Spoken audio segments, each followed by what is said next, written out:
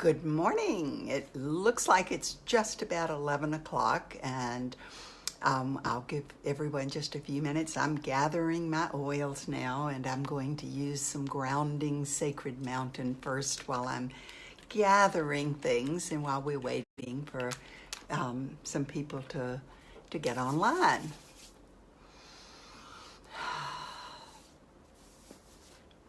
So, the oils that I've chosen to use today, have you gathered some to use yourself? It really doesn't matter that whether we're using the same oils or not. So I've just decided that I would gather 4 oils together to help my focus, okay? So the oils that I've decided to use, first of all, well, let me go back and start really over and say, happy first Sunday in June. I'm really excited because I don't know whether any of you were experiencing challenges during the month of May. It was a really interesting month for me, and I'm really excited that we are here in June, my birthday month of all things. And I'll be going to the Young Living Convention next week. As a matter of fact, on Sunday morning, I will be en route over the Pacific Ocean. So I won't be on, however, I will make an announcement on the page. I think that I will probably be here on Saturday, 24 hours earlier. I know it's Saturday night for those of you who are in the US. So just watch out and we'll see. I will do my best to be there, and because I hate to miss a week. So at any rate, when I thought about the topic for today's video, I decided that oils to support my focus might be helpful because I'm gonna think today, okay? So I chose cedarwood. Cedarwood is high in sesquiterpenes, which really support the body in increasing oxygen to the brain. It's the first oil on my body every morning and the last one at night. In fact, I find that I have wonderful dreams when I use it at night. I get oxygenated and energized when I use it in the daytime, in the morning, but I have these wonderful dreams. And when I use it and massage it over my head, I even find that my hair seems to grow faster. Wow. So, of course, my hairstylist loves that.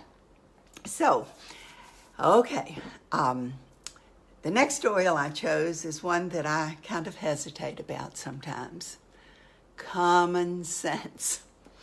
I think that's because I don't always use common sense in my decisions. I'm kind of known for some of my crazy decisions.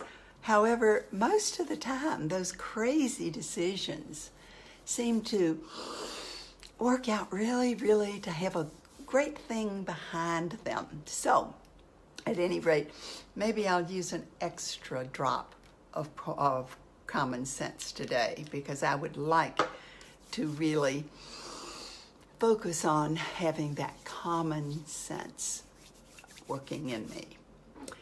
And then the next oil that I chose to use, you know, I always have to use oils to begin with because it helps me to focus and it helps me to ground. So I chose clarity because I'm going to focus today on messages that my body is giving me, okay? And I want them to be clear.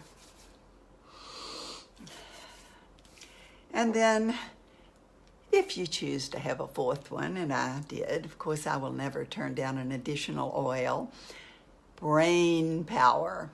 And I'm going to put that right on the base of my skull and in my hands. I should perhaps be diffusing it. And just breathe it in, intending that my brain function perfectly. Now, last night and yesterday afternoon, I spent some time thinking about what I would talk about today. And then I opened Facebook this morning. You know how we just can't stand to not check and see what's there. And there was a post that my daughter Beth had done. And it changed everything I was going to talk about. So I'm not really sure what I'm going to say. But this quote that Beth posted, the universe does not give you what you ask for with your thoughts. It gives you what you demand with your actions. Wow. So often we think about what we're going to do, and we think we're doing one thing, and our actions are totally different. Can you identify in any way with this? So that kind of brings me to, what is your body telling you? Now, we might come back to that quote again because it really, really hit me in the heart. So, how many of us pay attention to the messages that our bodies are continually sending us? When you have symptoms of some sort, what's the first thing that you do? If you're like most of us, you attempt to find something to get rid of the symptoms, right? How many of you know that I was a competitive swimmer many, many years ago, an athlete? Think about this. What does an athlete do? If you answered, push the body to the limit and beyond, that is exactly what I did, over and over and over again. In fact, I actually got angry with my body for breaking down. The first thing I would do is take something to mask those symptoms, and then return to pushing myself even harder to somehow make up for the time lost. Breathe, Francis. I've talked about one of my favorite quotes for much of my life. Time alone is irreplaceable. Waste it not. And I carried this to an even farther extreme by constantly reminding myself, never put off until tomorrow anything that you can possibly cram into today, because then tomorrow will be an empty day that you can fill up. Wow. Do any of you operate in this way? Well, one becomes extremely productive when operating in this manner, and at what cost? So, what do? I'm learning more every day. I'm attempting to listen to what my body is communicating to me. I'm definitely nowhere near the balance. My husband, Stephen, tells me repeatedly, probably about 10 times every day, that I need to find the middle string, the balance between pushing and being what I think of as a slug, just lying around, inactive.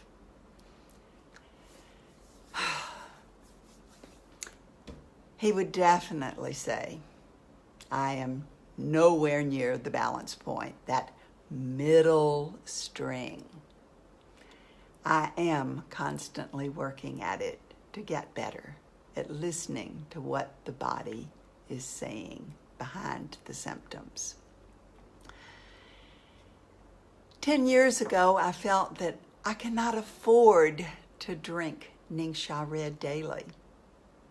And it was truly a stretch to commit to the money, to spending that money to purchase it. Can any of you identify?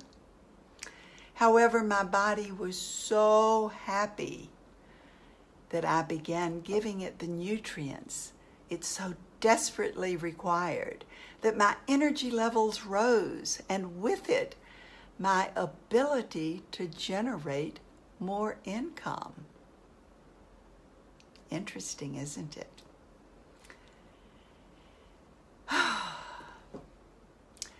When I was 14, my sluggish thyroid showed itself. I mentioned that I was a swimmer, and I continued swimming as an adult. Laps. I actually swam 3,000 meters a day as an adult. And swimming is a great form of gentle exercise. However, the body may send you some messages when you spend a lot of time in a chlorinated pool. The exercise was great. The environment was less than perfect for my body. So when I was 14, my sluggish thyroid showed itself. It never occurred to me that in all those years that chlorine could have a negative effect upon the thyroid. My body was attempting to get my attention, and I ignored its cries for support. Years later, I learned in my mineral certification courses that iodine is required for the thyroid to function properly. Gary Young taught us that the gland of the endocrine system that is the most vulnerable to environmental toxins is the thyroid. So, with this in mind, I drink Ningxia Nitro every day. I drink it for its cognitive benefits and the fact that each tube of nitro has 50% of the body's requirement of iodine. Wow! Did you know that? Nitro became more important to me when I realized that simple fact. Most people think of nitro as an energy boost. It doesn't affect me that way at all. In fact, I could drink it at bedtime and my sleep would likely be unaffected. We're all different. We respond different. However, I love the fact that the nitro has that iodine in a form that my body can absorb. So let's think about some of the other messages that the body might be giving us, attempting to get our attention. I've had congestion in my lungs for the past 3 weeks. So what did I immediately think about doing? I thought about all of the oils that are supportive of healthy respiratory function. What are some of the oils that you might think of for that? Did you think about eucalyptus, RC, and some of the others? I immediately began using them and layering the oils of raindrop technique on the bottoms of my feet. I even added Mu Power and Inner Defense. All of these do work to support healthy immune function, and they did support me in feeling better. However, what I missed as the condition lingered on and on and on was the emotional component. My good friend Lisa Black wrote to me yesterday that she had just seen a video from 2009 in which Gary talked about using eucalyptus blue and Idaho balsam fir together. I remember hearing him say that. Of course, this was the missing piece. Idaho balsam fir holds a frequency of nurturing the self, and finding that perfect balance of giving and receiving. So I immediately got out my Idaho balsam fir and my Northern Lights black spruce and my Idaho blue spruce, all three of which hold that same frequency of nurturing. Today you may notice I have on some turquoise, and I have on a stone that anchors that turquoise energy of compassion, of nurturing of self and others, and finding that perfect balance of giving and receiving.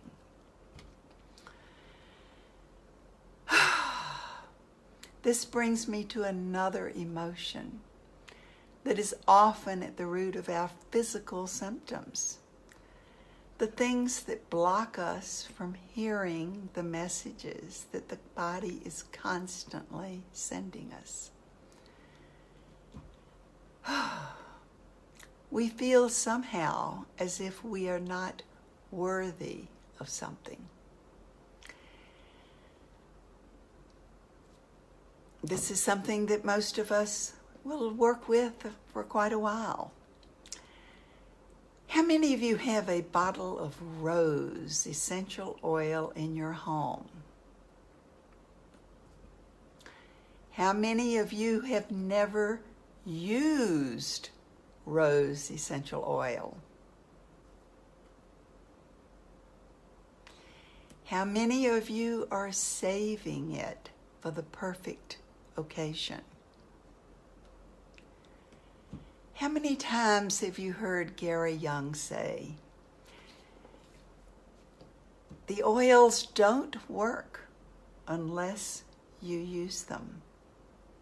True, the rose essential oil will not deteriorate on your shelf or in your bag.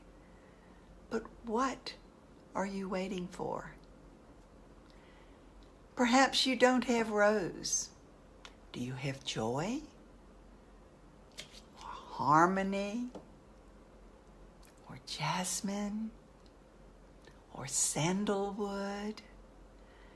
Or the blends we used last week in the Great Day Protocol? Valor, harmony, joy, and white angelica?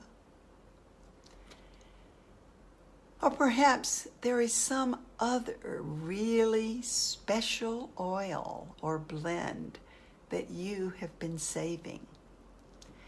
Take it out and apply it with the intent that it will support you in listening and understanding on some level the messages that your body is continually sending to you. Really feel those frequencies traveling through every cell and every molecule of your physical form and throughout your entire energy being. You are worthy of feeling great all the time. Intend to learn to become friends with your body today. Ask it what it needs and listen for the answer. We just must learn how to listen for the clues. I challenge you today to select a special oil or blend to carry with you, to use many times throughout the day, to remind you to listen to the messages your body is sending. And have a beautiful week of making a new best friend, your body. Thank you for being here.